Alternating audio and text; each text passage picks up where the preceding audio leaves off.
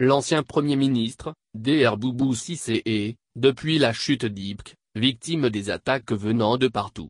Ses actions sont suivies de près et certains le mettent, avant même la justice, en prison. D'autres ont la haine contre lui pour avoir opté pour la politique, et particulièrement pour l'UR. Pourquoi donc Boubou Cissé fait autant peur? N'a-t-il pas, comme les autres hommes politiques maliens, le droit de vouloir présider le Mali? Boubou Cissé est-il à abattre politiquement?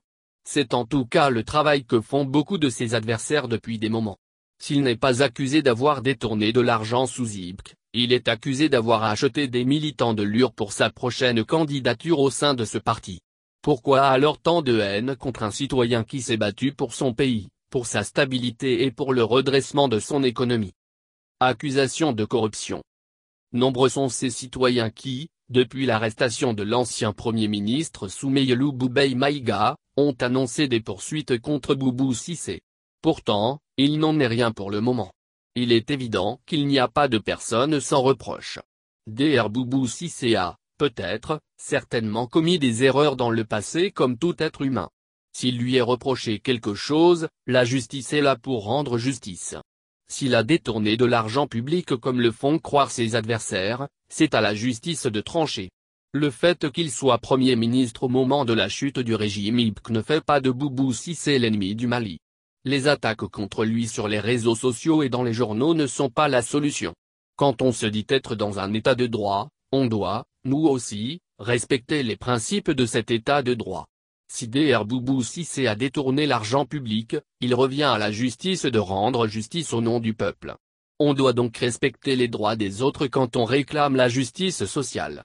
Jusqu'à nos jours, aucun des détracteurs de Boubou Cissé ne peut avancer qu'il lui ait reproché quelque chose de la part de la justice malienne. En ce qui concerne sa prétendue fuite après l'arrestation des anciens ministres Soumeylou Boubèye Maïga et Madame Bouharé Fili Sissoko, l'information a été vite démentie par les proches collaborateurs de Boubou Cissé. Selon ces derniers, le cadre de l'UR était en dehors du pays depuis son retour de Mopti. Il n'était donc pas au Mali au moment de l'arrestation des deux anciens ministres. Aussi, à en croire ses proches, Boubou Cissé n'a pas à fuir parce qu'il ne se reproche rien. S'agissant du dossier des tueries des 10, 11 et 12 juillet, Dr Boubou Cissé a prouvé sa non-implication à travers la lettre d'explication. Et là aussi, ceux qui l'accusent, s'ils sont légalistes, devraient attendre la justice qui a été saisie et qui est en train de travailler sur le dossier.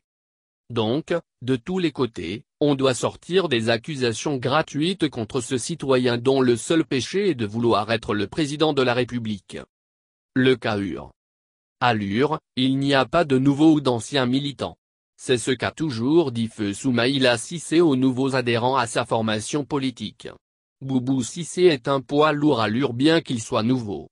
Il peut bien être le candidat dont le parti a besoin pour la continuité du combat de Soumaïla Cissé. Il est malien comme les autres cadres du parti. Il a intégré le parti conformément au texte.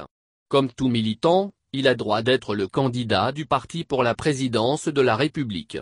Dr Boubou Cissé a d'ailleurs plusieurs atouts s'il est retenu candidat de l'UR. Son premier atout, c'est la confiance des partenaires techniques et financiers en lui. Son autre atout, c'est la relation qu'il a à l'extérieur du pays. Et ensuite sa capacité financière à non seulement entretenir le parti comme le faisait Soumaïla Cissé mais aussi à financer sa campagne électorale. Ceux qui, au sein du parti, l'attaquent pour sa volonté de devenir, doivent respecter les textes du parti qui n'interdisent à personne d'être candidat parce qu'il est nouveau. Aussi, ils ne rendent pas service au parti. Le mieux, c'est de rester légaliste.